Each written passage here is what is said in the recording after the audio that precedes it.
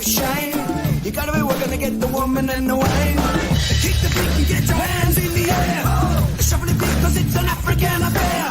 To Buffalo Park and our home at St. George's. We're bringing the silverware back on the border. That's the way of the warrior. That's the way of the warrior. That's the way of the warrior. That's the everyday warrior.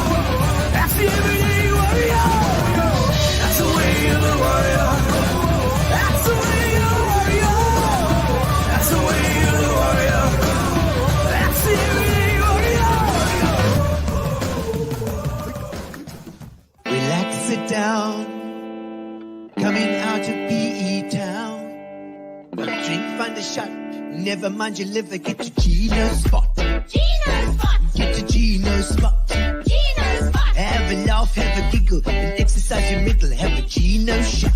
Gino's shot. Get to Gino's spot. Gino's spot. Get to Gino's spot. Gino's spot. Have a laugh, have a giggle, and exercise your middle. Get to Gino's spot. Gino's spot. Ladies and gentlemen, welcome to Center Stage.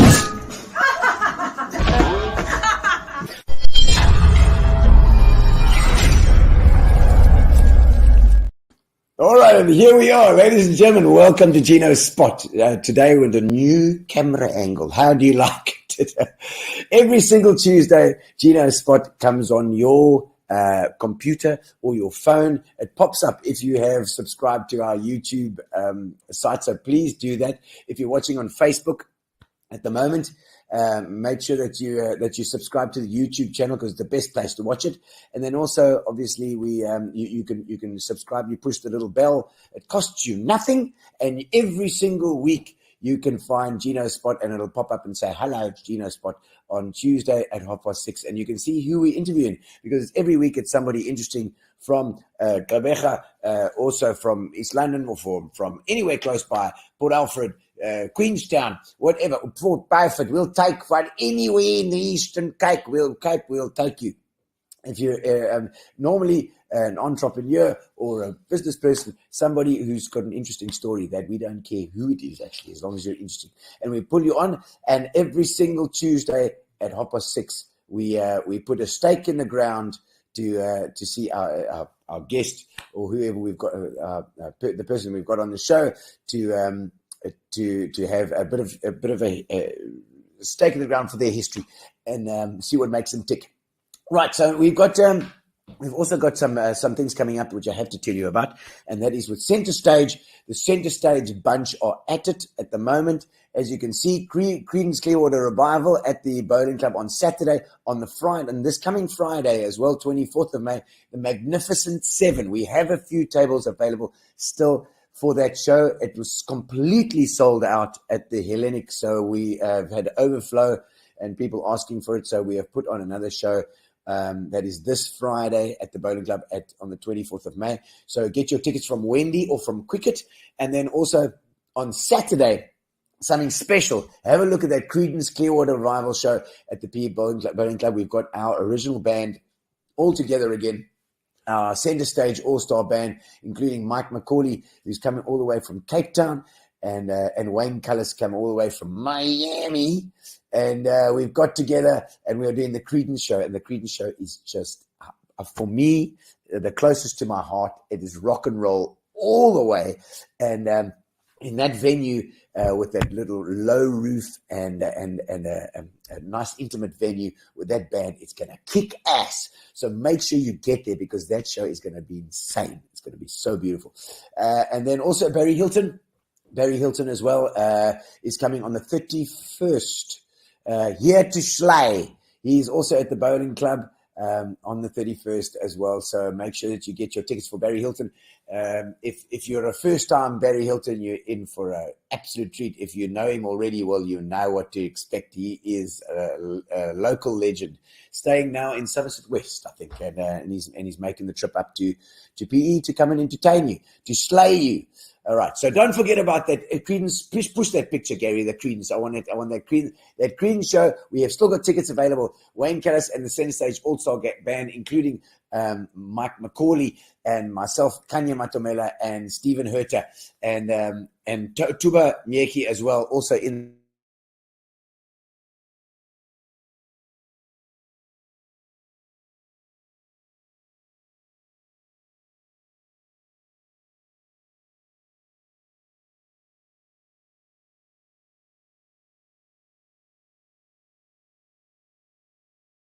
Off then. It's just going to be that picture for the rest of the night, I'm afraid. But we're going to now get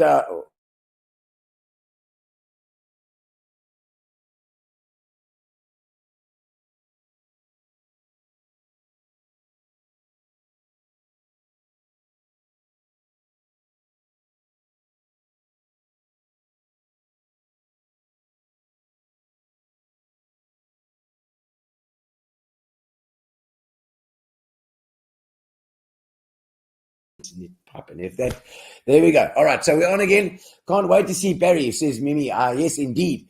And tell us what you're doing. Tell us what you're drinking. Tell me what you're doing at home. If you're sitting next to a nice fire, if it's a little cold, or if you're just having a braai, or if you are just relaxing at home and cooking supper. Let us know what you're doing.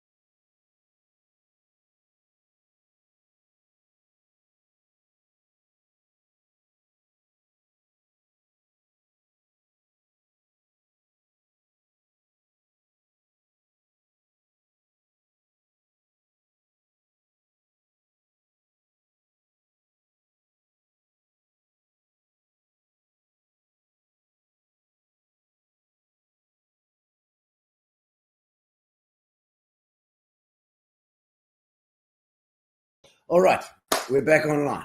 Crikey, Moses. We had a power outage, obviously, or something going on. Where are you? Frozen in the freezer. Thank you, Natasha Thompson. Yes, we were frozen in the freezer just for a little while.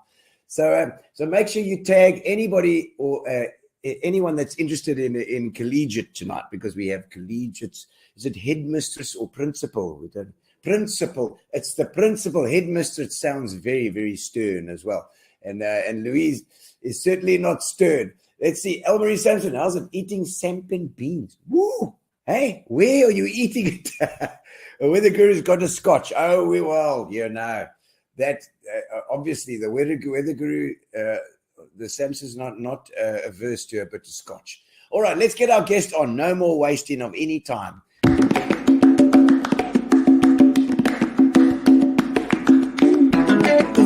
Welcome to the show. Now is your time to shine. We're gonna have a lekker chat tonight. Another good time.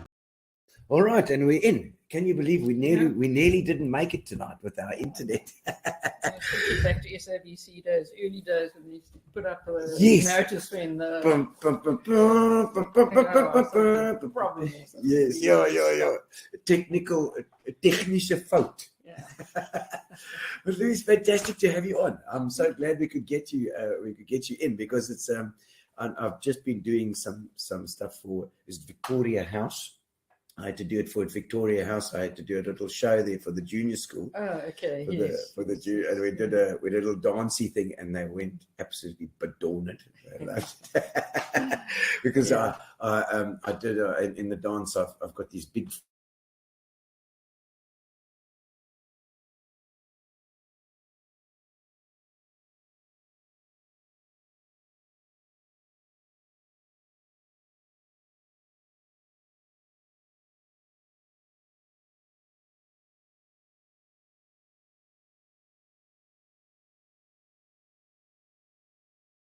There we go. Okay, we're back. So yeah, I did. I had to, a bit of not much decorum was going on there when I was doing my thing.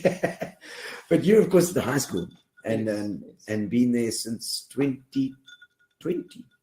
Well, as principal, yes, but I've been there since 2006. Oh, okay. So you were teaching there as well before too. Yes, yeah. Okay. Yeah. So you obviously got to know the culture, the whole culture, the way the school works, everything. Had that experience before now, so it was an easy. Was it an easy transition? What to principal? To principal, not. Well, not particularly, because it was I started acting in July 2020, and you know what that was about. Oh yes, the COVID. Oh my God, she was so in July, because I seem to remember Mrs. Biggs. Was it Mrs. Biggs? Well, she was there. She was. Yeah, there was Miss Ellis and Mrs. Mrs. Biggs. Ellis. She was there for a long time, and then Miss Biggs just was acting because the department was a little bit slow in appointing people at that stage, and then so she acted for 18 months, I think, and then Melita Bagshaw came. Okay, so Bagshaw as well. Okay, yeah. And it's 150 years for Collegiate this year. Yeah. And massive celebrations going on there. There's all sorts of stuff happening. What's been the main sort of thrust of the whole thing? Well, when we started planning it a few years ago, we thought, okay, no, we're not just going to do our little week round founders. We're going to do something the whole year. The whole year. Because the school is such a multifaceted thing in so many different areas. So we must do something academic, we must do something sporting, something musical, something facilities. Okay, so you've chosen like each month that you're doing something. Is it? Well, we post it out in our calendar. And one really, really good thing we've been doing since I think we started it in the fourth term last year started posting them, but we gathered the information. Part of the thing was we wanted to celebrate not just here with our community here, but get as many worldwide. Yes. And so we started a thing every week. We post old girl stories. Yeah, I've been watching them. They've been fascinating. Yeah, and the amount of old girls we sort of found they could send their info in, and that's been great. And it's been a catalyst for others to to also and reconnection and that whole thing. I'm sure it must be. Have you got an old girls thing as well? Because I mean, this old grey thing as well as always been done. There's the OCGG. So in our Founders Week, which was not last week, the week before. Yeah. I think. Okay. Can't remember now. We have the reunion dinner on a Thursday night. Oh, lovely. So that yes, I saw things posted about the reunion dinner. Everyone they were singing the school song. So a few days after the tickets went on sale, I got a message, we've got a problem because now the old girls are fighting because the tickets are sold out. They're sold out. Oh, my soul. How many more can you fit into the hall? Yeah. Gee, was here to be selling out. So it's like a surgery. Yeah, and it must be a nice nostalgic ride. I mean, for this this thing as well, and so many of the old girls coming in and like you say, sharing their stories and that. I've been watching on Facebook a couple of the stories, and it's lovely, because I think that will hopefully create a bigger old girls interest in the old girls as well. Yeah, no, definitely does. And there's some successful ladies that have come from through collegiate. I mean, Lordy, and my aunts have all been there, and my cousins have all been there as well, But it's such a part of the PE fibre, collegiate, and from the days of where the law courts are now, isn't it? Yes. That's where it sort of started. Yeah.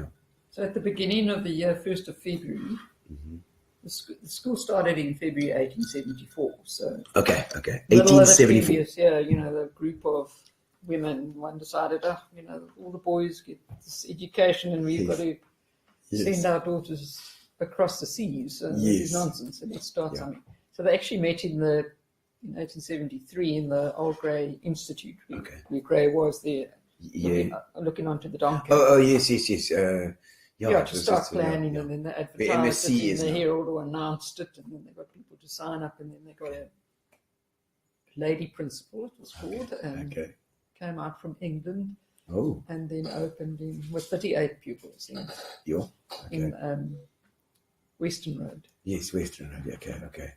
And that. There's not Bird Street or Western Road. Well, Western Road in a house, then they built in Bird Street. Oh, they built a place in Bird Street. So they burned down or something. They're part of the hostel did, Oh, okay. Yeah. And then Bird Street, then from that they built a bigger school across the road. Yeah, okay. And then from there up to where you are now, and it's the senior school and the junior school, and obviously quite.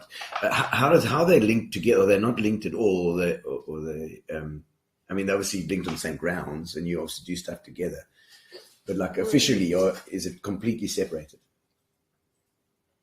In terms of, yes, the way the department works, each two entities, separate schools with your own number and principal and setup. So originally it was the collegiate school, and it was just all ages. And then in 1928, they started the junior school, and split because they were bursting at the seams. Yes, okay. And so they moved. I think the junior school building is still there in Central. That was in Annalee Crescent, just where the little Ford Theatre. Little Ford Theatre. Yeah. Okay, next to the very plain. The rifles. Government-looking building. Yeah, okay. Is it? So they started then, and that's when it became two schools. Okay, and then so I mean, let's go into your history as well, because that's interesting too. Where were you born and where did you grow up? Well, I was born in East London. Slummies. Here we go. Hudson Park or Stirling or no. What schools? Well, I think I would have gone to those, but then my parents moved to Kimberley. Oh, Kimberley. My dad went to work for De Beers. So I grew up there. Yeah. Diamonds. Yes, diamonds. Well, I've got a few. Oh, is it? You keep some over. Probably his matchbox full of diamonds. Oh, wow. Okay. So that's where I grew up. Grew up in Kimberley. And what schools were there? Is that, I know CBC was there, I think, with the boys. Yes. My father-in-law went to CBC in Kimberley. Okay. Yeah, boarding school there. Yeah, my brothers went there to the high school. We both went to Code Primary School. So they went to CBC and I went to Kimberley Girls High. So, Okay, so it's Kimberley Girls. Yes. KGH. No. KGH is, Okay. Yeah. And then, and then high school as well then? Well, I went to another. It was called Hurlier Primary School, but Okay. I went to Kimberley Girls. High School. Also Kimberley,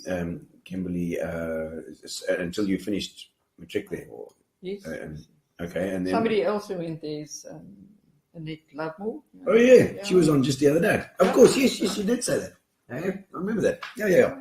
And it is, good quality gals, Must have been in the mine dust. And then when did you sort of leave Kimberley then? What made, and did you enjoy Kimberley? I mean, what kind of town is it? Well, I can't speak for what it is now, but it was small and quiet, but it was a lovely place really to grow up. Bigger. It was bigger than I thought when I went there. I thought, gee, it was like the size of Bloom, maybe. I don't know. I think it's always been smaller than Bloom. Well, maybe it is now, but Bloom used to go over to the big city. Oh, right. When they opened the hypermarket, there was a big thing. You drove 180 kilometers to go to the hypermarket. 180 k's to the hypermarket. I think it was about that. I don't know. Jeez, like yes, it is. It is quite far. Borshoff and Deals, all these little,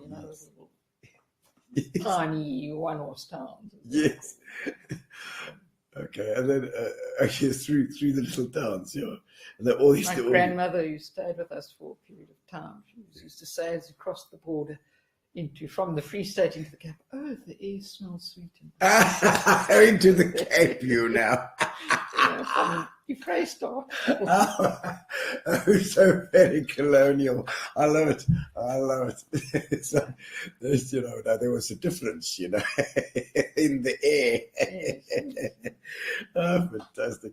And so, I mean, when did you leave Kimberley then? Was that, and I why? left when I went to university, because there was no university there. So, of course, okay. So, and you went to which university? I went to Rhodes.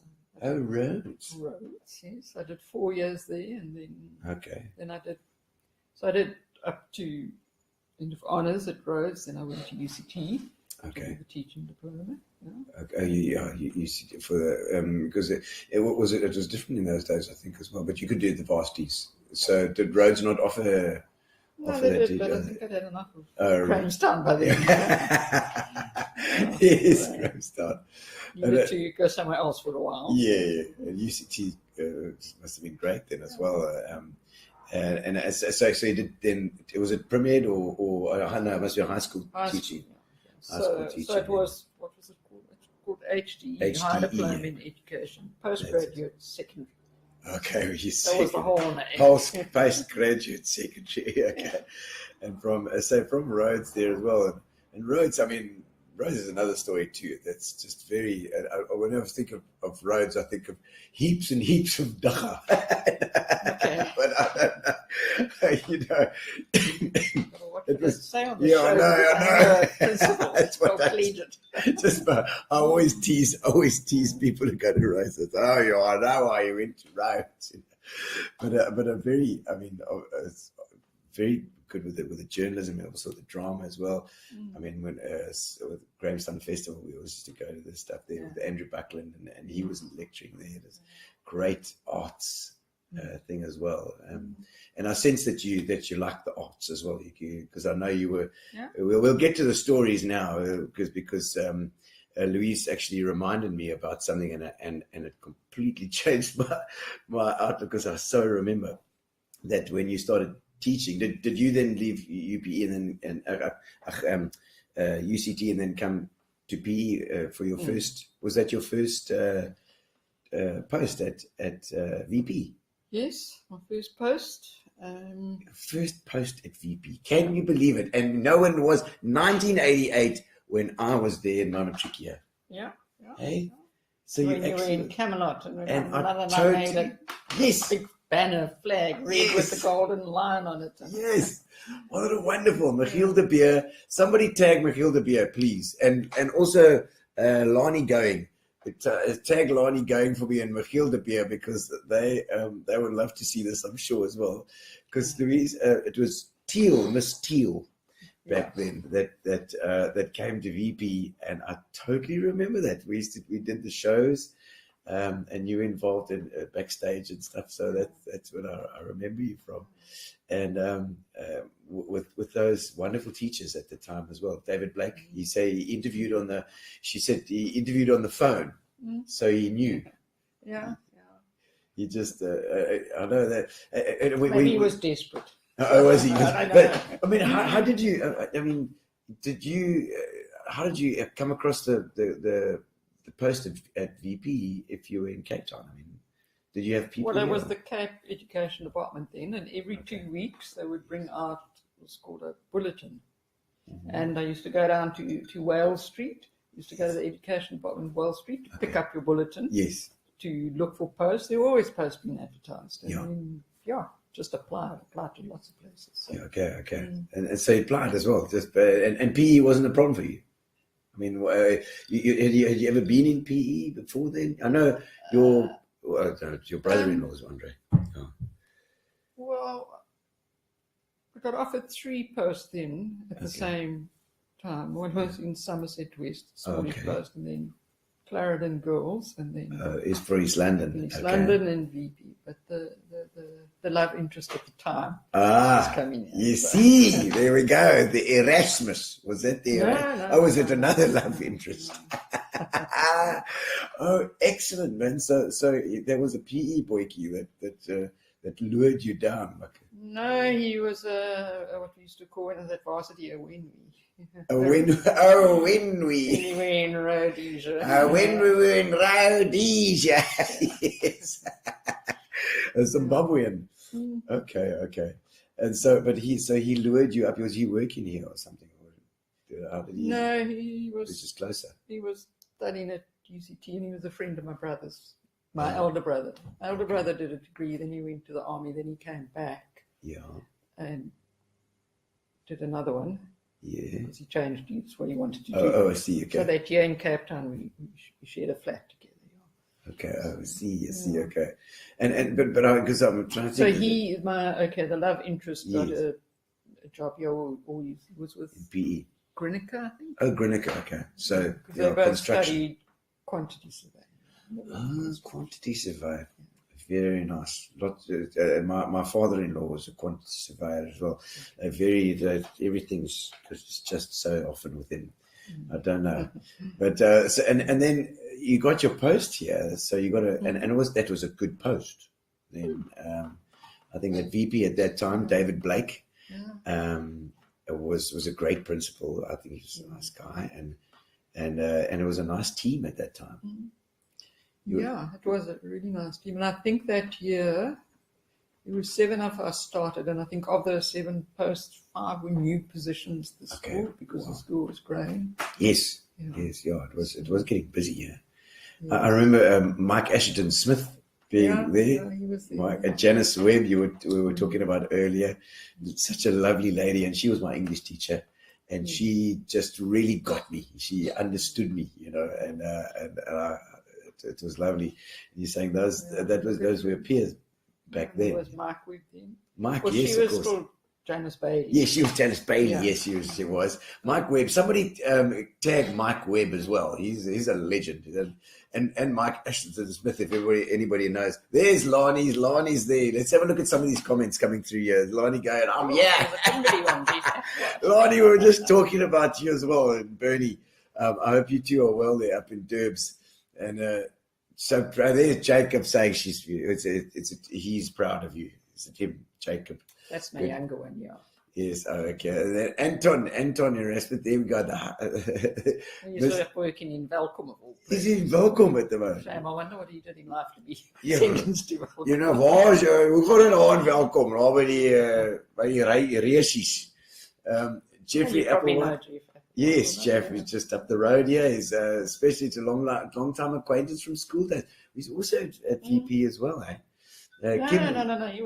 He grew up with me in Kimberley. There we go. Wonderful place to grow up. He said, so he was there in Kimberley. Oh, Lord. Jeff. At primary school together, and then he was at CBC with my brothers. Oh, okay. Oh, excellent. Then Brendan Kelly, Louise got 2 very, very talented sons. Daniel and Jacob excelled in so many things. Are they good? What do they do? What do they excel in? Come on. Be a proud mom. Well, my elder Daniel is off to Oxford on a Rhodes scholarship. Ew. Oh, my lordy. Okay. Wow. That's amazing. Academic. Excellent. Okay. on the road and it goes to But Oxford. they're also running nuts. I looked on Strava yesterday and Okay. what, they've done 95 kilometers last week. Oh no, what's going on in this brain? Yeah, I can't relate. the running. Gee whiz, man. And the other is that the eldest one? Well, they both run. Oh, they're both. Yeah, both. The Okay. oldest one did the 2 Oceans, the ultra marathon. Okay. this Wow. year. Okay. Jacobson. So they're quite fit. They are quite fit. Those fit, those Erasmuses, you know. I think that came from the father's side. Oh, not the it's mother's not side. the mother's side. Maybe I gave them the brains. Yes. No, hardly. No, for sure. You went with the academic going to Oxford for sure. But just lovely to see Lani online as well, and tag Michiel please as well, because they had such an impact on my life as well. They really did. I'm sure if you stayed at BP for, you say 18, 17 years, 18 years. 18 years. Yeah. That's a lifetime, you know. And at one school, let's say a lot about a school now that you're a principal, to have the staff retention. Yeah. Well, at one stage you didn't really move because you couldn't really move because, Yeah. you know, when I said to you when you were in Cape Town, there was a bulletin every 2 weeks. Yes. And there was lots of movement. But then obviously when things changed in late Yeah. 90s and then they started with all the Yeah. kind of retrenching and not appointing everybody. So Yeah. yeah. Yeah. So you just hang on to the. onto But I the- was happy there. We had a Yeah, it was amazing. It was amazing. Yeah, it was. And Lani went up. I'm not sure when Lani left. She'll be able to tell us when she left for Durban. But that team was fantastic for the shows, you know, for the arts, which is just loved it. I think she went up in 96 or so. Okay. Well, that's that long already. 97, yeah. Good Lord, man. And and Brendan Kitty, I know he's into the motor racing and stuff. So he's not. It's not that your son's are into as well. No. Or biking or motor racing or boating. Or I something. use friend with my husband because my husband's not into motor racing, but he's into paddling and that. Oh, We do that okay. at the club. Yeah, we were just talking about Rob Welsh. Rob Welsh as well, also the paddler. So he's mates with your husband too. He's also a crazy guy. I love it. Interesting people in PE, you know. Yeah. And then so the other thing that we haven't touched on as well is that Andre Erasmus, who's overseas. Please, somebody tag Andre, because he often comes onto the show as well. Is your brother-in-law? Yes. And so that's also part of the family. The newspaper thing, you must have got on well with him with the journalism. Yes, yeah. Very interesting. And then the post. Yeah, the post for Collegiate. No. Then the evening post. Oh yeah, of course. Oh, the Evening Post. Yes. Of What course. do you call it? Editor. Was put to bed. Yes. It was put down. Yeah, put down. Yeah, along with the Weekend Post now as well. Yeah. Yeah, no, we got. I mean, and many of his friends are still Louise Limburg and the guys there also. There's a lot of people still there. What are the most rewarding parts of it? Because I know you started teaching at Collegiate first of all after. Well, I you left went VP. from VP to Collegiate into a state head of department post. Okay, head of HOD. Okay, so it was a leadership role there as well, which was kind of. So I ran the prepared you. English department there, as well as other things. Yeah. Okay. And then in 2016, I think I became deputy. Okay. And then, as I said, 2020. In 2020 during Yeah. COVID, then that was your takeover time. That was my takeover. Yes. Masks and all. Yeah. I No, tell you also you. had those shield things. Oh, terrible. Terrible. I don't know if people would do the same now. If they'd be certainly they wouldn't listen to everything that they're told, because we know now what we have to filter out. Yeah. You know, the things that we used to do, you know, crazy. It didn't go out of our gardens, you know, it was crazy. Okay, so the most rewarding thing about being principal there at Collegiate. The most rewarding. Yes. Or interesting or rewarding. Well, there are lots of interesting things, and I don't know, it's difficult to differentiate rewarding things as a principal from just rewarding things as being in education. In education in general, yeah. Yeah, I don't know. So What keeps you? What made you do the teaching thing in the first place? I mean, think I wasn't going to become a teacher. Well, I wasn't my first choice, but Yeah. got a teaching bursary, and then I thought, oh, well, I better do this. And it was you either pay it back or you carry on. Yes. So, yeah. Okay, so it was really pushed a little nudge into it. Yes. For the teaching. Yeah. I mean, look, was it a thing that was it still a thing that it was like women become teachers or nurses or it's a bit of a colonial thing that was, certainly in Eastern Cape. I don't know if it's colonial so much as Just worldwide. general, it was worldwide, eh? Yeah. No, not so much. It was sort of starting to be different. Was your mom a teacher or anything? Or anybody in the family? No, my mum didn't work. She worked for charities. Okay. That's very colonial. Sensible woman. Yes. And and your dad was doing the diamonds. He was smuggling diamonds. Chartered accountant. Okay. I know there were certain people you can't be friendly with them because they're on the ITB list. Oh, really? Eh? Is that the one where they carry out the diamonds in whatever? Just a diamond buying. Oh my soul. Okay. So, and because I was wondering, when he sent you all to university, that wasn't cheap. It would have been a battle for how many siblings have you got? Two. So I'm the jam in the middle of two brothers. Oh, really? Two brothers. Okay. Okay. Any memorable moments from your teaching days that you can think of that pop into your mind?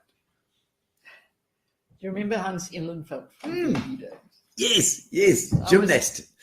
So in those days, it was before everything became security and lockdown and burger bars and my classroom, VP, I was on the ground floor near the big sash windows. Yes. I'm teaching. I also taught maths. So I'm Okay, teaching away, explaining maths on the board, and then I turn around and I'm helping this child there.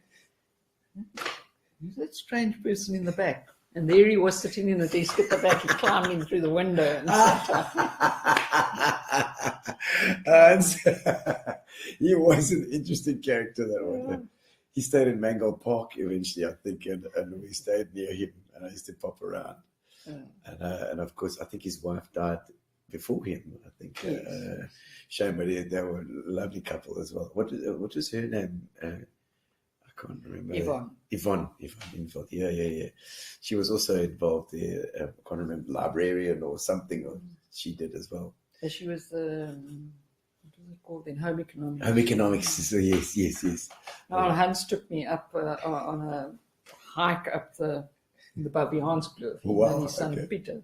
Okay. Anyway, I spent there in an Eelbitting, but then we had to come down, and there was a waterfall you had to jump into, and I couldn't because I freeze. Heights. And he was down there, kept calling me, and I was frozen. Eventually, his son Peter just came and grabbed me and jumped in. I don't think I ever forgave him. Grabbed you and lobbed you down into the thing. Must have been into this pool of water at the bottom. Good Lord. Oh, my word. I mean, it's like early days of teaching as well. You have these moments where you feel like you're out of your depth as well. You've got to try and make a plan. At least that sort of thing smooths it over a bit as well. Yeah. Any challenges that you've sort of faced as principal? I mean, it must be constant daily issues. Yeah, there are well. always challenges. Yeah. No, because you've got to balance everything from, what challenges there are in the country with education. Yes, of course, yeah. There's that. Obviously, we privileged, but you work hard for it as well. But always, and teenagers are teenagers. Right through our teaching, they've always done naughty things, and they still do naughty things, and so you've got to sort out the naughty things. So. Anything that you can remember, any funny moments that you can remember from the kids doing stuff? Funny moments in the world. Just trying to think. I can tell you what when I went over from VP to Collegiate. Yes. Well, maybe I shouldn't. No, you don't. You can hide names and things if you want to. Well, firstly, Collegiate was very different. Yes. When I started in 2006. More formal. I walked in the front door, and then I walked into the staff room, and what have I done? It's like, oh my God. But then, then I'm teaching the first lesson, and now they're all girls, and so I teach, and then say, okay, let's do this, and everybody did it. And he does, dude, the guys What here, on earth is going on here? you don't have to force them. There was no crowd control, nothing, no. Yeah. And then I figured out, okay, yeah, all right. Well, what do I do now? Right. Yeah, this is easier than I thought. Yeah, it's true. The girls, is that a difference between, obviously the guys tend to be a bit more slapgat, maybe. Yeah. They have a sense of humour. They do. And a short memory. Yeah. Gary slots on these questions as well every now and again, so we can see the screen there. Have you had a significant influence or mentor in your life? Significant influence. Well, I think over the years I've had several. I mean, you always find somebody to mentor you. So I think for this position as principal, probably the previous principal, she was quite a mentor. Was that Melita Bagshaw. Bagshaw, okay. But even Miss Ellis, I used to pop into her office every day when I was going home, and we'd end up chatting for a while, and she was quite a formidable lady. Was she? Yeah. But yes. I think she was related to my wife. I think, wasn't she, Philippa, if she's watching, I think she might have. I see that just a couple of comments that come up there. I see as well. I see Lonnie says 1997 that she left. Wow, Lonnie, that's amazing. Still miss P, and we miss you as well, Lonnie, you bloody nutcase. Got all excited a few years ago. They were down and they were going to retire again. Yes. Bernie said he was going to come. So, where is he now? Bernie, come on, man. Be still okay. Be still okay. So that was a pity. And so, Lita Bagshaw, who else would you say in your early days? My early days. Yeah. Well, just as an English teacher, I actually learned a lot from Janice Webb. Janice Webb. She was. In fact, I always used to say there's nothing wrong with asking. If you don't know something, and don't pretend you know it all. So I used to run to her classroom next door. And then eventually she was running to my classroom because I was quite a strict type. My forte was always language. I'm passionate about the literature, but precise language was. Okay. Even though we weren't taught language when I was at school, you kind of was in that period of time where you had to know it. Well, I did Latin at school, and that always helped. And Latin is nice because I think it was Daphne Folliott. Okay. It taught me Latin instead of 6 grade 8, and it's crazy. Do you think it would? Do you think it helped? I mean, I can't remember. I only did 1 year of it, I think, but it's the basis of all the Latin. Latin is the base of all those languages. If you understand Latin, then you've got an idea of French, Spanish, Italian, English. Words pop up here and there. You can work out. Work it out. Do you think it would be a good thing to bring Latin back, or do you think it's too archaic now? Well, it's interesting. Just before the reunion week, an ex-teacher, an ex-collegiate girl, and then she taught there for a long time, Gail, it was Gail Gatley, and then she married Greg Cunningham, was at Grey. Okay. And then they immigrated to Australia. And in fact, my uncle was a headmaster at the time in Sydney, and he actually employed them then. Yeah. And she taught Latin. It's taken a long time to get to this. Yeah. But anyway, so she was saying that there actually is a push to bring it back in certain it must have had advantages, It certainly gives you an understanding of the whole English language and the base of the whole English language. Do you keep up with all the latest in education and stuff? Do you find is that part of your job to do that? Or? It's definitely part of my job. It's interesting though, when you become the principal, it's more your job to think of all those things, and then other people have to do it. And you go to this, and then you implement it. But you have to, otherwise, especially in this world. I mean, it's changing all the time. And collegiate is certainly the top girls' school, or certainly one of them in the country. Even it's but certainly in the Eastern Cape, and so I suppose you've got to keep that. How do you do that? How do you keep those levels, the what do you call levels, or that high standard, standard, yeah. Yeah, good staff. Yeah. Good structures and good discipline, I suppose. Yeah. You got the governing council, I suppose. And, and they must obviously support you in that. Yeah. And, If you've got a good team there, absolutely. Is it? No, and that's also another thing of the principle. I mean, it's your job to make sure that The team. the staff works together and Yeah. is happy, and that, because then they're the ones in the classroom with the girls all the time. So Well, you're an HR manager most of the time. yeah. HR and then finance and it's just, Everything. And you've got to keep a handle on everything. It's quite hectic. Well, is there a vision that you can sort of put into sort of a little description of where Collegiate is going? Where do you look forward to? well, there's certain things that don't change, and that's mustn't change, and that's still the underpinning of values. Mm-hmm. That's important, and Yeah. if you get that right, then that helps. It'll help the society eventually, because then you're sending out people who are actually because it's actually a micro version of society. It's all girls, I suppose, but those ladies will work together later. Yeah.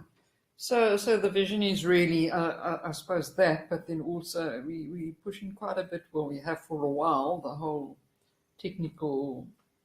technology aspect in terms of I don't mean build motor cars. I mean technology in terms of computers. So we actually AI and we had whatever. a whole strategy for quite a while to get the school up and running, and thank goodness we've done that, because we were just ready to launch the whole team system and that when COVID hit. the COVID hit. So we Wow. quickly crash course to the staff, and Yes, then yes.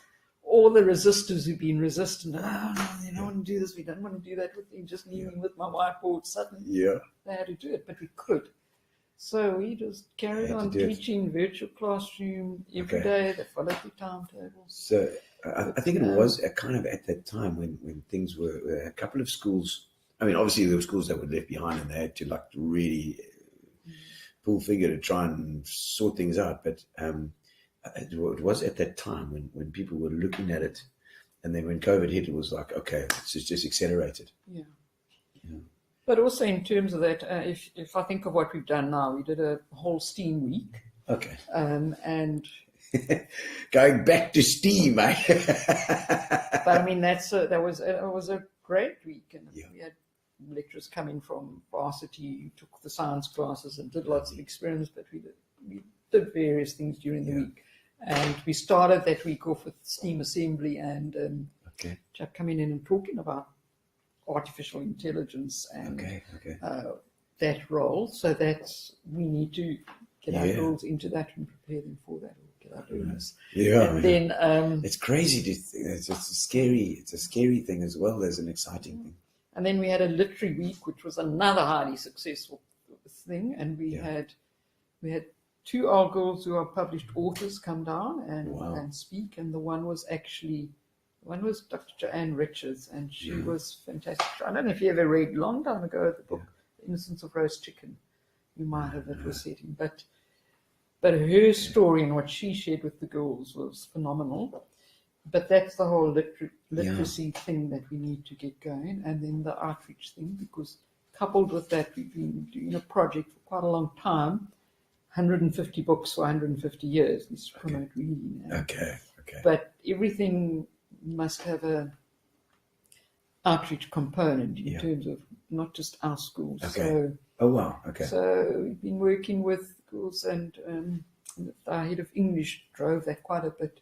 St. Augustine's, which is the Yes. little school down in Yes. Central. Older Catholic than us, I school, think they're yes. 170 odd years. They are. They are. And yeah, it got involved there. The girls got involved there, and so that type of thing.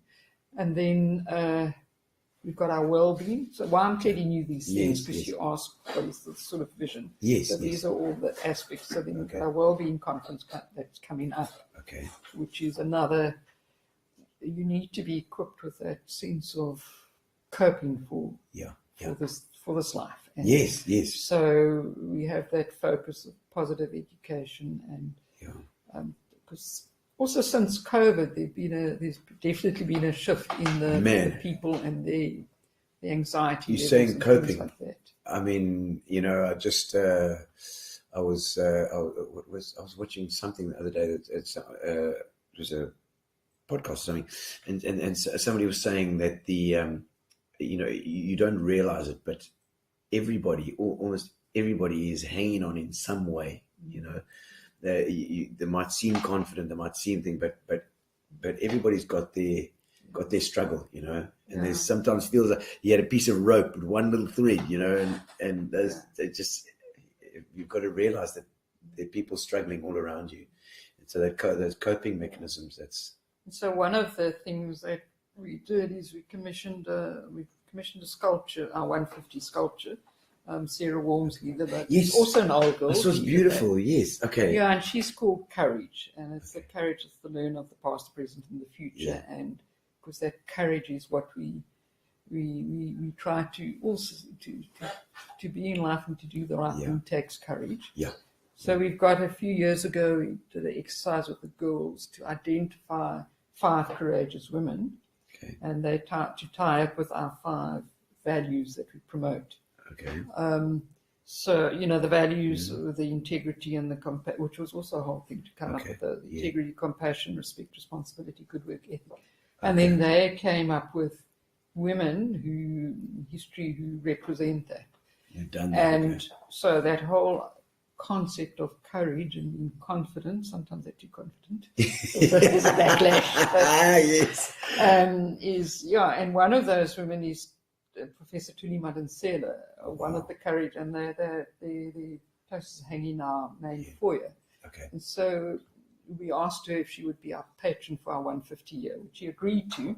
Wow. She couldn't be in the 150 year, but that's fine because Yeah. it was in the 150 week. So Yes. she's coming in October for 3 days, I think. Fantastic. She'll speak at our awards ceremony. We're starting what will be an annual lecture. So she will present the first one, sort of the academic thing. And she's also for her whole social justice and that. Yeah, she's such a well-respected really well. lady, strong as well. She's had to be so strong. And that's fantastic. I love that. Your favorite traditions. Gary's got questions all over the screen here. You can't see it. Your favorite traditions at Collegiate, because I know the Grey as well has also got their traditions, and it's part of the culture at the school, I suppose.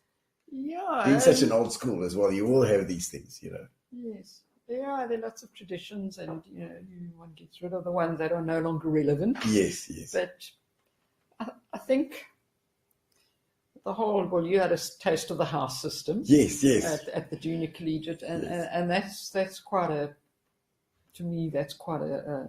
Big thing. a good tradition that you have that system and you have that camaraderie. Yeah, a lot of the schools don't have houses anymore. They don't have inter-house, and there's certainly when I was at school, the inter-house was very competitive. It was lovely, but you knew that you were an entire school. But it helped a bit. And there's a whole history to that. And then with that, at every house though, you have this little, it's called the lamp of service, which goes on the table. Yes. Which is, there's a candle too, and you light the candle at founders and at the prefect's induction. But that as well, that lamp of service sort of represents a lot of what Collegiate is. So I'm quite a person who's into, I suppose, symbolism, which I suppose what traditions are. Yeah. So, but it means a lot. I think it focuses the whole group on certain, like your it'll focus them on those pillars, those things as well. It's also good. I'm cool with that. I'm a And, bit, yeah. And I like our valedictory day, not because we're getting rid of the matrics, yeah, but because when they leave and when they walk out that gate, it's always a sense of accomplishment. You're still a bit nervous, are they going to pass or not? yes, yes. When I have discipline meetings in my office, because as the principal, you don't do all that all gets done, etc. And then finally, I have I don't know if it's the luxury or the honor or whatever, but you say, okay, this is the outcome of the meeting, this is what you did wrong, this is da-da-da-da, and this is what you're now going to take the consequence. But one of the things I always say that it's you do that, it'll be behind you. Yeah. And what I want to see is the change person who's when my office is there. I said, when you walk out that gate there in matric, I must be able to say yes. Yes, I'm proud of that. Yeah. And that you walk out proud of. Yeah, that you've done. Yeah. So I've taken a long time to really say when you said what is the vision. Yes, I know. No, it's always evolving as well. Brian Wilkinson says there, I may be wrong, but in our time many years ago, the principal was head of a primary school, headmaster was head of a high school. Has it changed? I don't know. I thought it was both the same. I never really knew. Principal, she's just a principal. But it's, a rose is but a rose with any other name. Yes. Shakespeare said. A headmistress just sounds a little bit cross. Well, as I said to you, the first one was called the lady principal, but the education department's official title is principal. Okay. So it's the education department. Maybe they didn't get your memo, Brian. Yeah. There's Anton says he's just made snails pasta for my team in Welkom. Easy to enjoy. Too much information. Prior to becoming vegetarian. Are you vegetarian? Yes. Oh, you're not. But you don't mind snails. Prior to even snails, they're not really. I don't think they feel anything. Those snails. Very tasty, Louise. Sorry? Very tasty. Yeah. Especially with a bit of garlic. Nice, but no. Maybe we can convince her, Anton, tell them about the garlic butter. Tell her about the garlic butter. Any famous people that you've met that come from Collegiate? I don't know. Favorite people, famous pupils that have become. People can put them in the comments as well. I don't know. Yeah. Famous in what way? Lots of people have gone on and sold and that. Yes. Been like I suppose if they a lot of the collegiate girls have gone out and done their own businesses and done their own things. It's nobody that stands out for you that you knew back then that you're proud of what they've achieved. I know I'm putting you on the spot here. Now since you've taught. Yes, let's see. Any I sound cheesy and say, well, I'm proud of them all, no? All of them, yes. Yeah. Because you have a big impact as a teacher as well on these kids' lives. But I think, that's what those old girl stories that have been featuring, along with the staff. Once a month we put a staff feature on as well of a previous teacher or something, and those have been interesting. The number of girls that responded, how that particular teacher who has impacted their lives. But to go back to the old girl stories, I mean, there's such a range of things that they've done, and so do you say somebody who's now become that famous? Yes.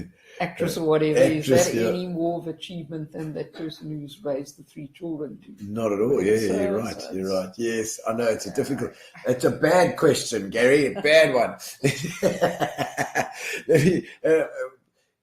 Your school community, is maybe a moment that you felt proud of your school community?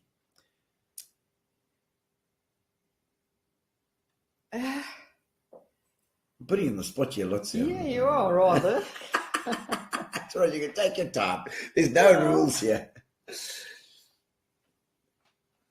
When you say school community, do you mean the school or do you mean all the parents and everybody? Everybody, I think everybody.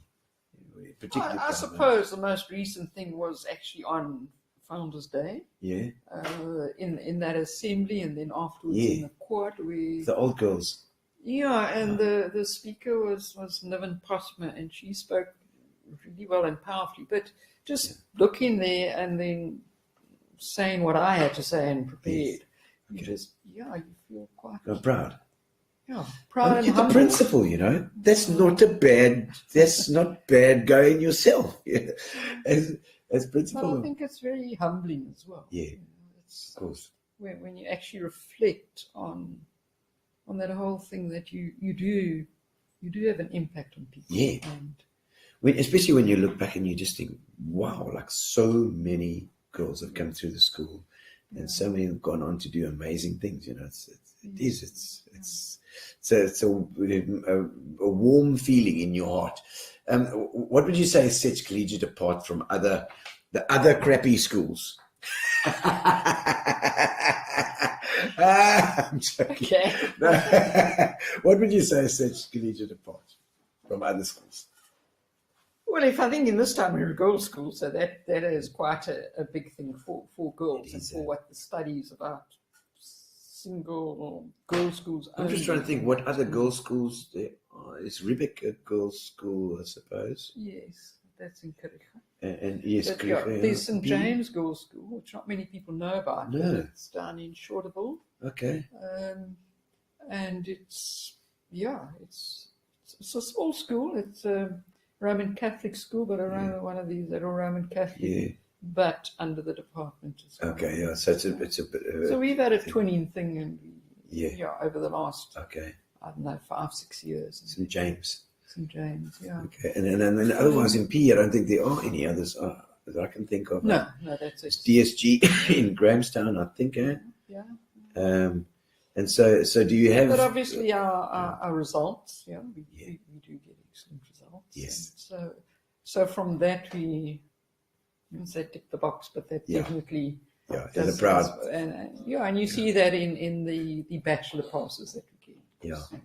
I think 3 girls didn't get bachelor pass last year. Okay. So that's quite phenomenal. Yeah, for sure. If I think in the town. 100% pass. But then also the investment of the staff in their learners. Mm-hmm. And they will go the extra mile. They will do the extra lesson. Yeah. Mommy and daddy might want to send them to extra lesson to pay, but to say, why do you do that? Come here. They care about it. They just The got care and the knowing the girls. Yeah. Okay. Good. Yeah. A touching or emotional experience that you've had. As principal. Well, as teacher as well, it doesn't matter. Yeah.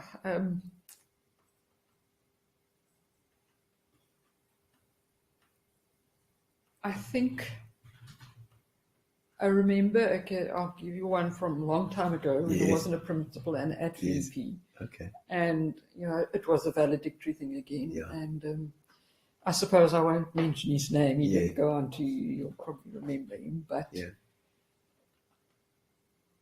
he came from difficult background, but he came, he was in my English class for 3 years. He used to keep the same class, and he used to sit with his legs up, etc. Yeah.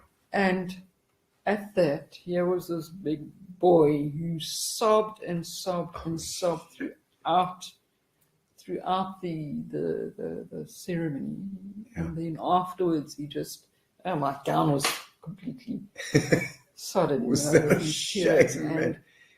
And with him, then I realized, okay, this was his safe space. This was his safe place.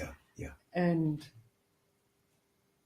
would he make it? And he has, but then again, that was an emotional experience, which you do then also realize what role you play in their lives. Sure. And there have been similar things like that at Collegiate too. Yeah.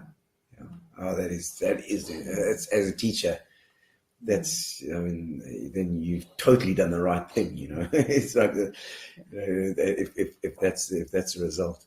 A student teacher or somebody or a student or another teacher that's had a lasting impact on your life or your career?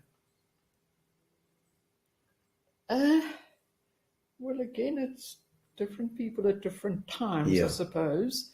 I will always think of Mr. Bake with fondness. Okay, I suppose because he was the first one, but a lot of things that he invested in the staff at the time, and in the development of staff from the beginning. And so we budget a lot for staff development. We put a lot into it because you have to do that. So he had a lasting impact.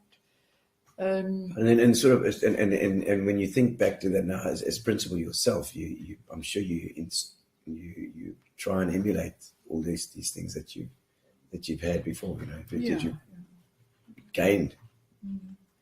And then the other learners, I mean, there's one who always also difficult and went through difficulties at school, but she always used to, very uncollegiate-like thing, I suppose, but in the top corridor outside the music corridor, not the little music in there, but there were steps going up to the next level, and she used to climb onto the windowsill up there and sit down and look. No, you couldn't do that. But she always used to tell me, I'm going to be a teacher and I'm going to come to room 337. But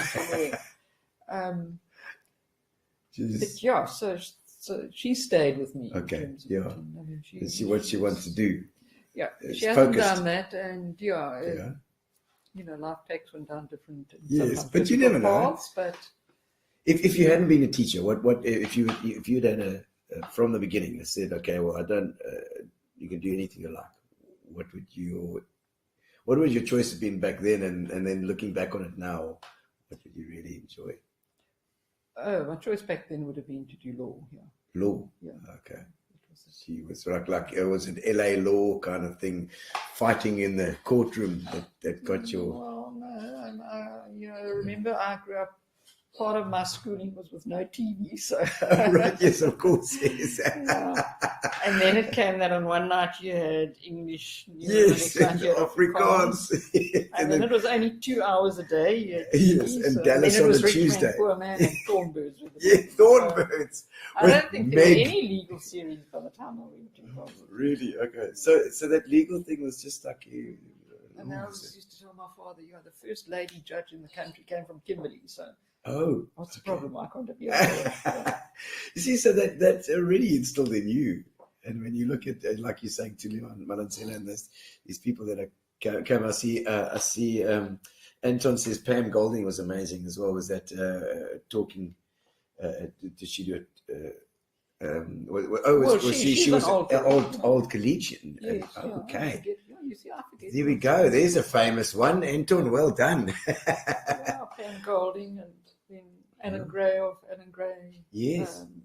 Foundation. His wife's an old girl. So she obviously invested a lot in the school, but then also what they've done in terms of investing in both scholars and the university things have been amazing over the years. How's your personal life changed as principal?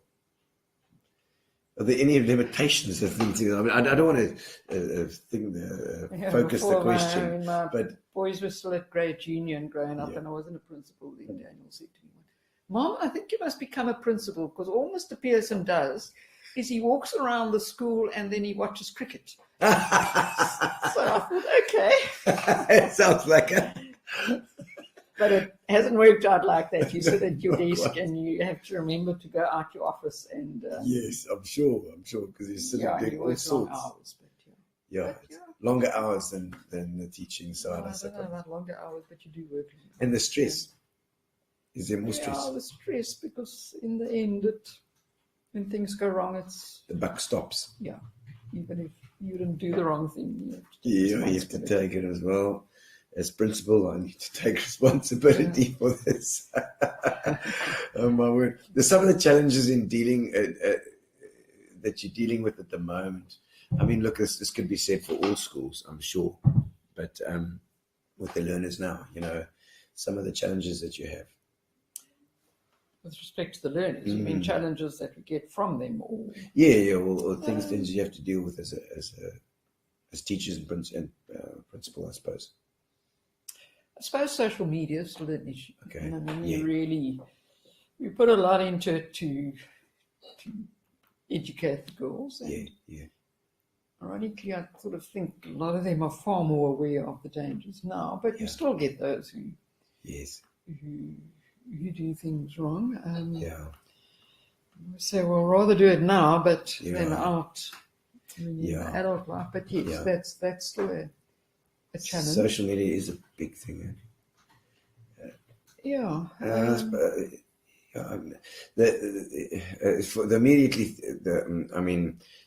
The things that our kids as parents, you know, your kids have to deal with the drugs and the fact that everything is just so available now. It's an immediate satisfaction. They just want everything now, you know, and that's difficult. Whereas we were at school, it wasn't like that.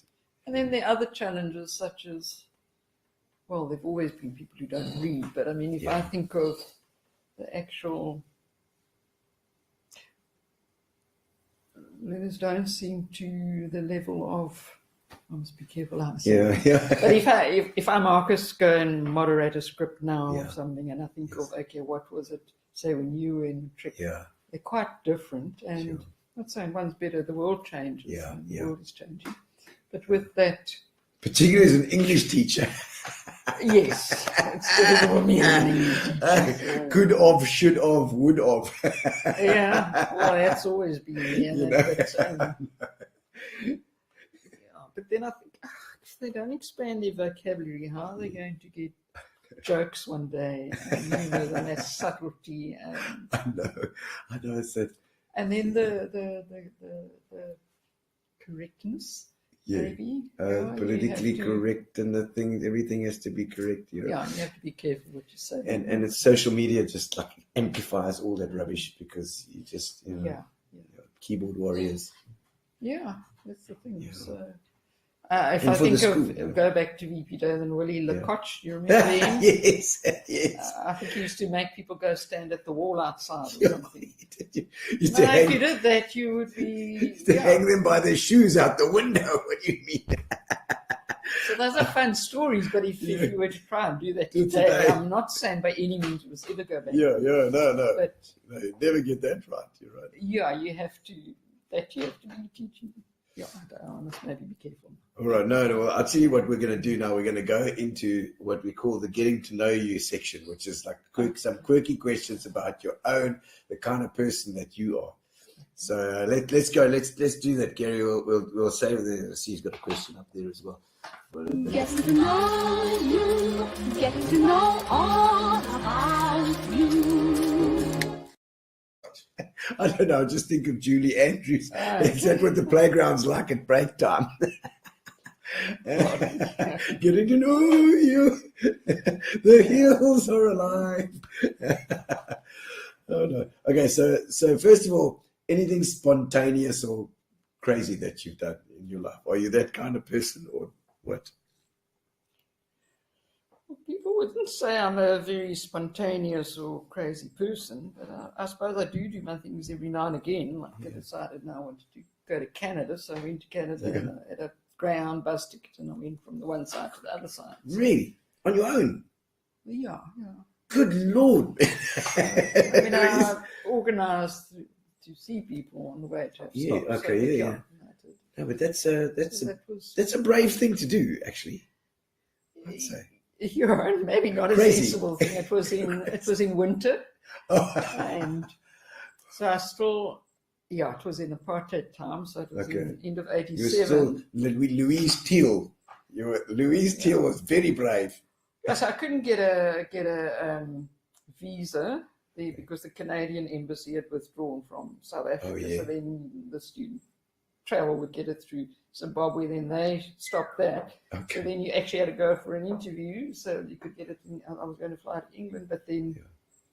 Anyway, long story short, to make it affordable, I flew to New York It took me about 3 minutes to get the visa once there. Yeah, okay. But then I travelled up on Amtrak train from there up to Montreal. Yeah. Arrived in Montreal at 11 o'clock at night, thinking, oh, it'll be easy to find somewhere to stay. It was snowing, it was freezing cold, and I couldn't find anywhere to stay. So, Oh, my soul. You're sitting on the bus like freezing to death. so eventually found a youth hostel, and then the pipes were frozen, and there was the cool. heating had broken down. Anyway. That is put it with my wife, that would be a nightmare. It would just be a nightmare. Oh, that's well done on that one, because even for me that would be like that's a long stretch. My brother did that. Marco, my brother, he went to England and he did that whole thing. But man, that is a scary thought. Okay. I've got the wrong thing. I've got a couple here. The most physically painful thing you've ever experienced, other than the birth of your sons. Over the birth of my sons. Yeah. Well, Daniel was in emergency season, and then Jake was a elected one, so The but it was seasons. painful to start off with. Yeah. Physically painful thing I've done. Oh gosh, I don't know. Maybe sit-ups. No.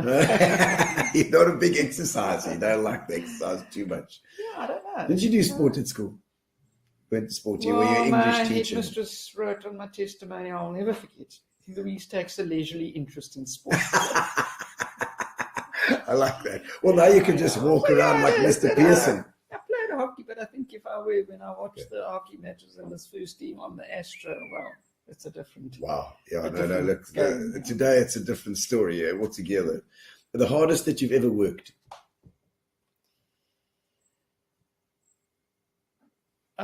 Physical work or other work? Any work, mentally straining, whatever. I think when I was doing my master's, but I was teaching full time at the time as well. Okay. So that was quite Double quite jobs. taxing. And I was doing it through Rhodes. So I used Okay. to, sometimes I'd travel up in the afternoon just to go to the library. So, Just there was no. quick to Grahamstown Library. You couldn't go online. So you had to drive there. And I became a kind of, they had an arrangement with NNU. I don't know, I think it was UPE, I used to go to UPE. that library for something. But, Above the crawl. but that was difficult. And then also, I think also worked very hard when I had my sons, because I was the chief marker for the literature paper. Oh. And so you used to have to set the papers, but then you used to mark the papers, and then no, this is too much sharing, but I was still breastfeeding, so I wasn't going to stop that. Yes. So the baby had to go with me, and I had to find in East London a little day, a creche to look after him, etc. Sure. And then at night I'd have to look after him, but I'd still be marking things, and I'd be moderating things, and I'd have to go. Yeah, so that was a bit tense. Man. But it was worth it, because they're healthy kids, and breastfeeding is healthy.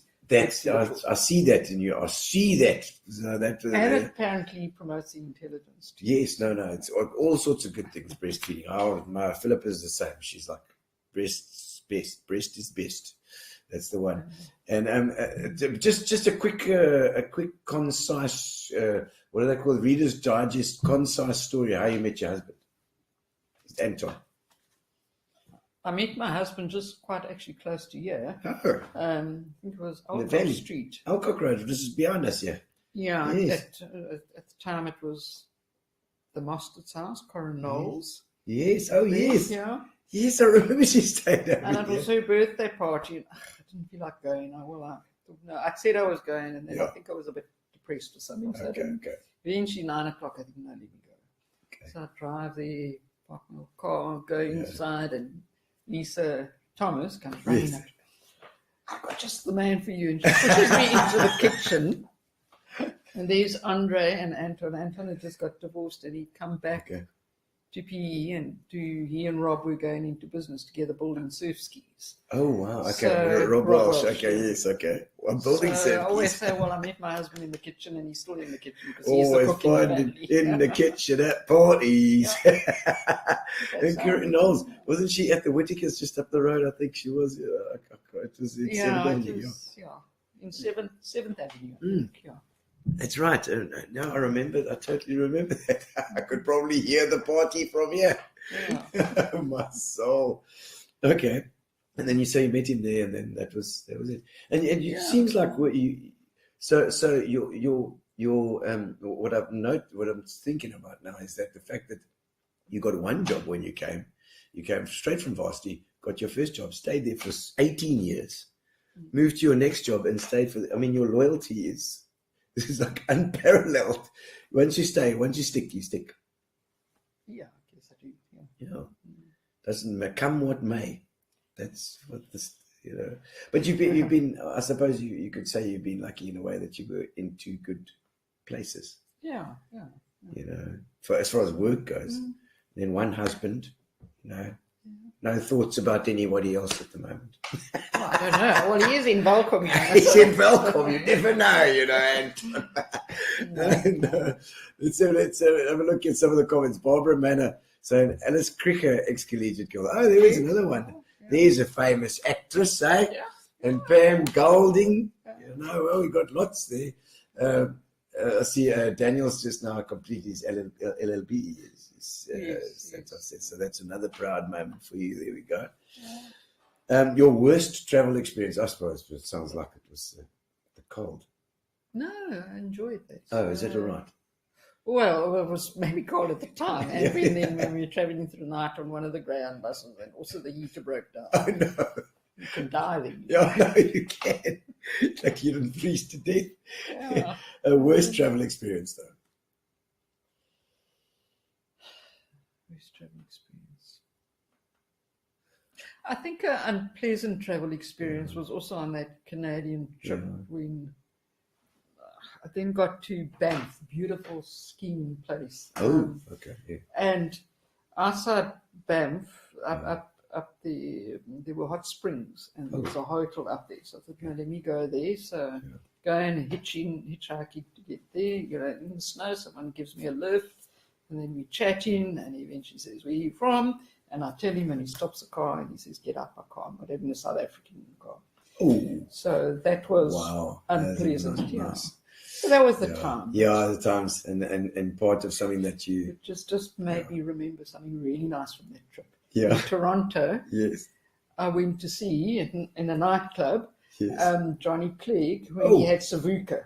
Wow, because I suppose a big French connection as well, because the French really loved him. I don't know what the story was. I don't know, but there he was. So prisoner staying within us, we went there. And I don't know, at the time in the 80s, you always toyed, and people were also immigrating, and there was this big thing, are we going to stick it out, or are we going to stay, or are we going to move? And we say that experience made me think, no, I'm not going to be coming back. Yeah. Because it was just, I just spoke of everything. Yes. This country. Togetherness and Johnny Clegg was certainly a guy who brought people together. He certainly was. What a talented guy. What an amazing, talented guy. What social situations do you dread? Believe it or not a good small talker. Oh, not good.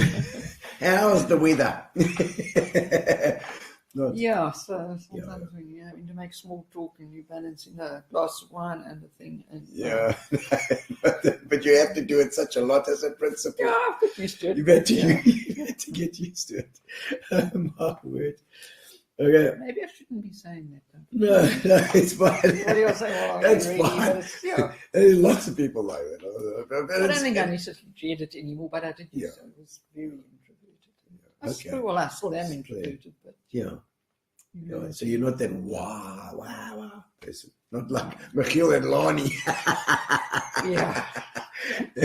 But you obviously enjoy people like that. Yes. Michiel always spoke so highly of you, remember. Your most prized possession? We were asked that as a staff seminar thing. Oh, really? And I actually said my wedding ring. I won't say it because I'm married to my husband. Yes. But because he's in Velkom. No, because it just, to me, it symbolizes family.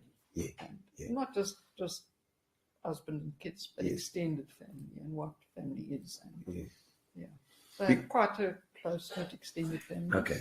The Teals and the Erasmuses. The Tues, the Erasmuses, and the Turkingtons and the Knights. The Turkingtons as well. The Kate Turkington is another famous that's person. my younger brother's mother-in-law. Oh, really? Since, She was. yeah. Okay, so family it is. And dogs and cats? Yes. You're a cat lady. Not yet. Well, my first cat was actually from Michiel de Beer. He was about to emigrate when he left to Germany. Yes, with Inga. And he said, Louise, do you want my cat? If you don't want it, I'm putting it down. So, okay, well, I've got no choice. He knew how to do that. I So was going to I've take got it. a cat. And yeah, but we've got, well, 2 dogs and a cat. And Okay. I call them my Daisy girl. She's the German Shepherd. Daisy. All right. Yes. And then the little old man, who's a cross between a Dachshund and a Shar-Pei. Sure, like So I don't know. that's a The little- Dachshund was the male. I don't know how that happened. but the little Shop, and the other one, what is always, everything has to be just so with the So he's got sensation. short legs and a round thing, and then this he used to fly down the stairs like Bolt. Oh, really? Yes. But now he's my old man. 'Cause he was Okay. Did I sleep in the bed as well? No, the cat does. Oh, the cat. That's always there. Like, Yeah. Oh no. Okay, let's get two more. Let's have a look. Well, I can't say the worst job that you've ever had because you've only had 2 jobs in the end. Or did you work briefly in Cape Town before you came up here? I had student jobs. Oh, what was your worst one? I worked in the De Beers Benefit Society. It was very boring. You just sit and watch the clock and wait for 4 o'clock. Oh, it's waiting for paint to dry. Benefits, medical aid, Yeah. and the pension funds. And is that what it was? Oh, my Yeah. soul. So we did admin stuff. Oh, no, that's But maybe terrible. my best student job was when I was doing my honours year. I was the barman in the Cathcart Arms in Grahamstown. Oh, classic. Oh, that's a good one. You're gonna laugh at the party there. A barmaid. Well, behind the bar. Yeah. Behind the You'd bar, get your pouring regular salesman coming in, and it was more the postgraduate place Okay. to go to. So you line up the shooters. Yeah. You see, so the kids at Collegiate know Louise knows more than you think. No. So in what ways do you sabotage yourself? Try to sabotage myself. Yeah. I suppose. And have negative talk, I guess, and try and stop it. Yeah. So you talk yourself down, you mean? Yeah. And always maybe wanting things to be 100%, and so then I take too long on something, and Are you a little then you OCD? get behind, and it becomes a vicious circle. Are you a little bit OCD? You certainly not ADD, but you're. Possibly, yes. Well, we'll ask Anton. Is she a bit OCD, Anton? Barbara says Star Trek and Chariots of Fire. I'm not sure what she was. Oh, Alice Cricket. Oh, she was in Star Trek and Chariots of Fire. Oh, Chariots of Fire. Wow. And, so, okay, one last one. Well, Anton is in Velcom. This will put Yes. it in there. Yes. My kitchen's clean. All the Perfectly cupboard clean. doors. Everything's When he right. came home recently, within 5 minutes, the kitchen It's a was mess. It's a mess. So, It's a yes, maybe I am, disaster. She's totally OCD. Oh, there we go. Absolutely, he says. Classic. I love it. You see, the husbands will always tell you the truth. Something about you that people wouldn't know. Character-wise or thing-wise, anything. They wouldn't. Yeah.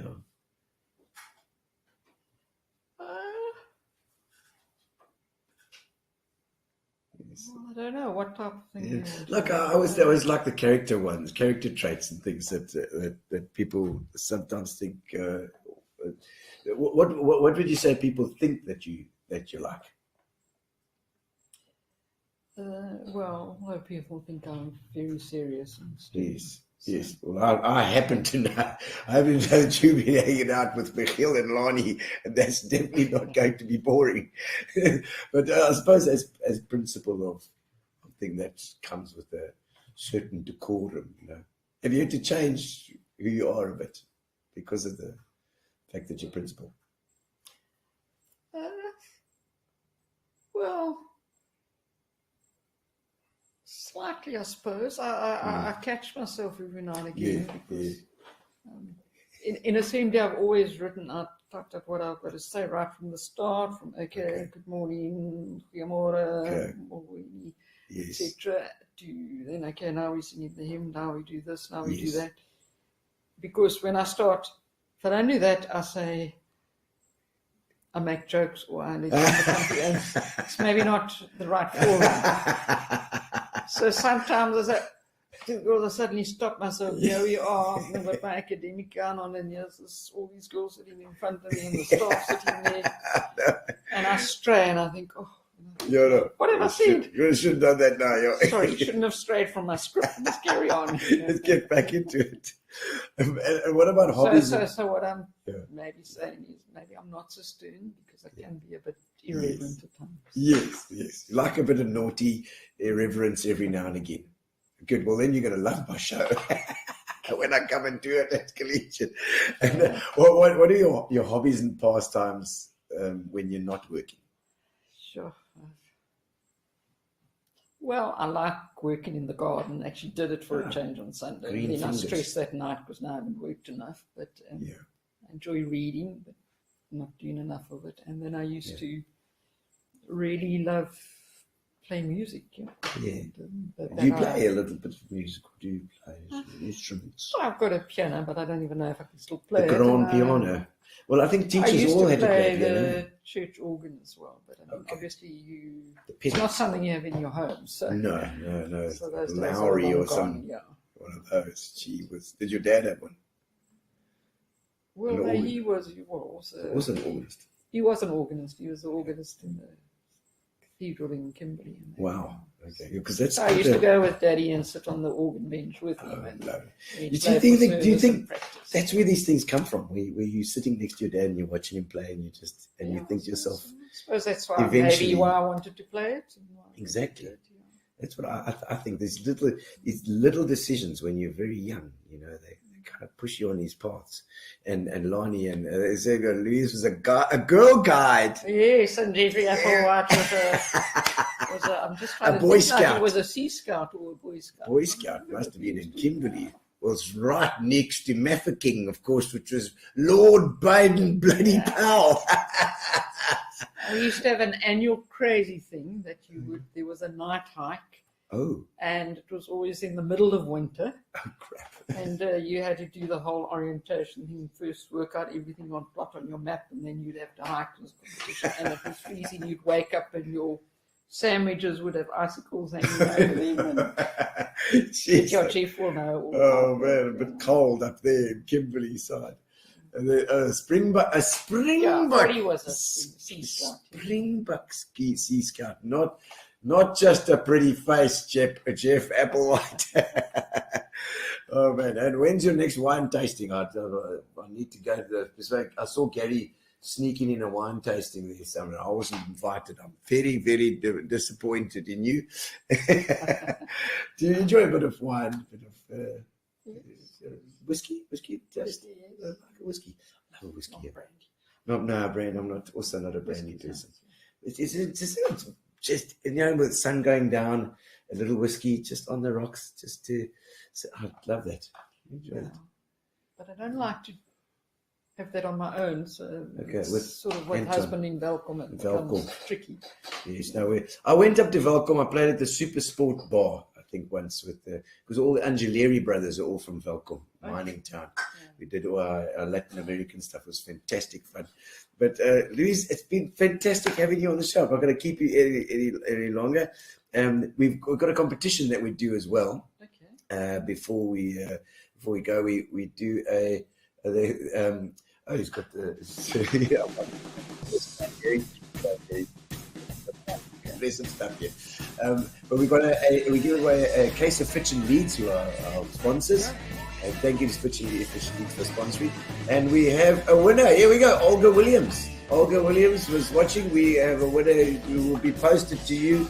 Olga, we'll organize you. Olga's a crazy lady as well. She's involved in all sorts. But it's been fantastic to have you on the show. Thank you so much for coming. As an introvert, you spoke a lot tonight. It was good. Be an actor. You do. And thanks so much, and fantastic to see you again after so long as well, because I didn't even realize it was the same person. Louise Teal is here. Thank you so much, and thank you to our sponsors, Fitch and Leeds, and thank you to Amobia for our internet as well, and thank you to all of you. Next Tuesday we're back again, so don't miss it. Subscribe to YouTube. Do it. We'll see you next week. Relax, sit down. Coming out of PE town. Drink, find a shot. Never mind your liver. Get to Gino's spot. Gino Spot! Get to Gino's spot. Gino Spot! Have a laugh, have a giggle, and exercise your mental. Have a Gino shot.